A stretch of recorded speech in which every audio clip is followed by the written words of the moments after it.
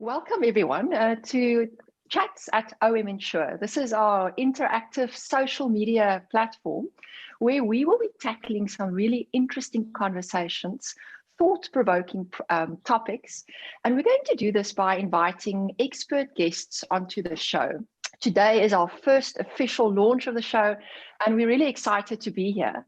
We're going to be tackling an interesting topic today, climate change, but more about that in just a minute.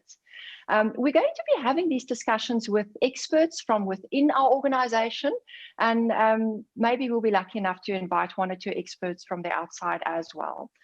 So let's just take a step back. Let's just think about how this year started. Very early on this year, my most overwhelming thought is the one of quietness. The world came to a standstill, very unexpectedly so.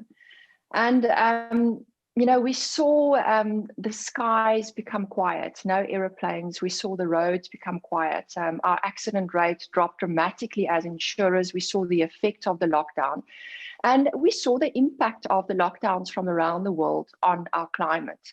NASA and the scientists at NASA said that during the 3 weeks, the China lockdown, they saw a dramatic 25% reduction in emissions. There was a drop in demand for oil. The oil price was affected. And we lived in a little bubble, and we felt maybe the world can be a better place. Maybe we can actually tackle this climate change problem that we have, because for a very small, brief period of time, we saw it in action. But of course, we are back into the swing of things. And those gains that we've made are now all but nullified. So today I'm going to be chatting to Lisa Pines. Lisa is our chief actuary. She's a mother of three. She's a real example of female leadership in our industry. She's also the chair of our climate change committee, and she is responsible for driving the climate change agenda within Old Mutual Insure. Just before I hand over to Lisa, there's another topic that I want to touch on, and it leads me into the question that I would like to ask her. So you must be living under a rock if you have not heard the news in the media around President Donald Trump and President-elect Joe Biden. And it struck me, Lisa, when we were hearing from all the leaders around the world, specifically Angela Merkel. She made a specific point of saying how excited they were about engaging with President-elect Biden, specifically around the topic of climate change. Stark contrast to President Trump, who was saying that climate change is a hoax. What is Old Mutual Insure's position on this? And what are your comments on this topic? Hello, Christelle. It's great to be here. I think Donald Trump's an example to us all about how one can't wish the truth away. So one can't ignore COVID and wish it away. One can't ignore an election loss and wish it away. And similarly, one can't ignore climate change. So I'm very relieved that at least we'll have the US back in the leadership role that they've taken previously. In terms of leading the change on climate change. And I think for us, I'm just reflecting on what you were saying earlier about how the lockdown, even though we have to an extent gone back to our former lifestyles to an extent, for me, and I think for Old Mutual Limited as a group, we certainly took the learnings out of the lockdown in terms of our approach to climate change. In that we realized that through concerted effort, through a combined effort of private individuals, business and government, we actually can make a difference, and we can reduce pollution, we can reduce emissions. So we've actually, just in the last year, rather than being distracted by the COVID crisis, we've actually ramped up our efforts across the Old Mutual Limited Group and in Old Mutual Insure to tackle climate change and to develop a proper strategy. And it's something that's still evolving, both within our group and the industry, but we've decided to use COVID as a launching pad almost. So Lisa, a shameless punt from my side. We are so fortunate to work for a group like Old Mutual. And for me, during COVID, it was so evident that the heart is in the right place from a corporate culture perspective and doing the right thing. So it makes absolute sense to me what you're saying, that the spotlight is most certainly on improving the world around us, not just the environment that we work in, but also the outside world. But that brings me to my next question, because the insurance industry is deeply involved and affected by matters relating to climate change. So how can the insurance industry respond, and how should the insurance industry respond as a whole, do you believe, to the challenges of climate change? Christelle, it's very, there's so many areas and dimensions in which we can make a difference. And there are many insurers who are, especially global insurers, who are putting big effort into making a difference. At Old Mutual, we've decided to focus on three particular areas. The one is to make sure that we shift our investments, both in terms of the money we invest for our clients and our shareholders, and the CSI investments we make, to more environmentally friendly investments. And I can tell you a bit more detail about that. Then the second area is to make sure that our own carbon footprint is more environmentally friendly. So we have 40,000 employees in South Africa and numerous office sites. So we want to make sure that our offices and our own carbon footprint is improving over time. And then the third area is actually managing the risk that we see in terms of the increased, for us at Old Mutual Insure, that's where the biggest impact is, in fact. We've definitely in our stats seen an increase in the frequency and severity of weather-related events. So just for example, we had the Knysna fires in 2017, which was our biggest ever weather-related event. And of course, that was preceded by a period of great dryness and ultimately those very widespread fires. We've had widespread floods in KZN, Limpopo, and Gauteng. And we definitely see in our stats, there's been an increased trend. I mean, we've monitored stats over the last 50 years. And just in the last 10 years, there's been a definite and clear increase in the frequency and the severity of our climate-related losses. And that's not only, I mean, it's actually exacerbated. It's not only due to the climate change, but also due to the fact that our infrastructure in South Africa is deteriorating or declining. So in terms of our stormwater drain maintenance and our fire brigade, the equipment, so all of those factors combine to increase our risk, and we're putting in place a number of measures to manage and monitor and understand those risks, and also help our clients reduce their exposure. Fantastic. I was just, as you were talking now, I'm reminded of One Mutual Place, which is a green building in Sandton. And that speaks directly to what you were saying about making our buildings more climate efficient. I'm going to ask you a question now, which is not one that we planned to have a discussion about, but I think it's quite an interesting one.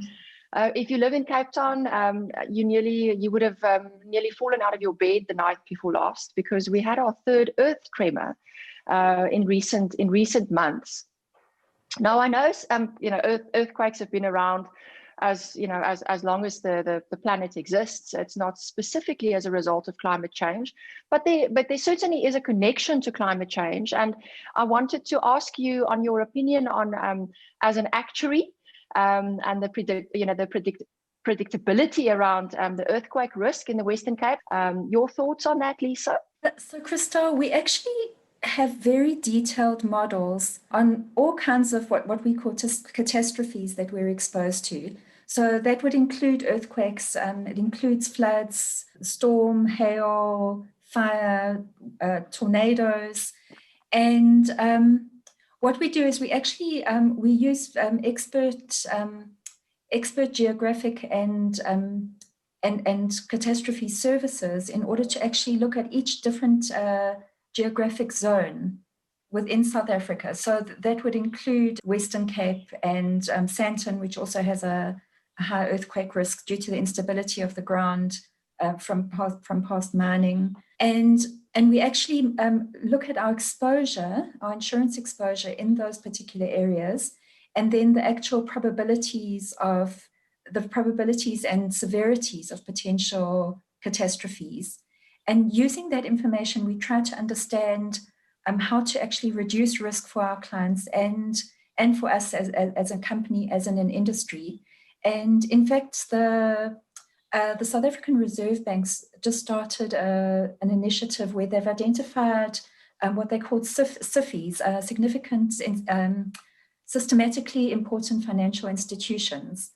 And those SIFIs are going to be participating in a nationwide stress test where we actually look at the impact of climate change and other potential catastrophes on the solvency of the industry at large, and what we need to do to protect the solvency of the industry from these kind of black swan events, which we realize now, having gone through this year,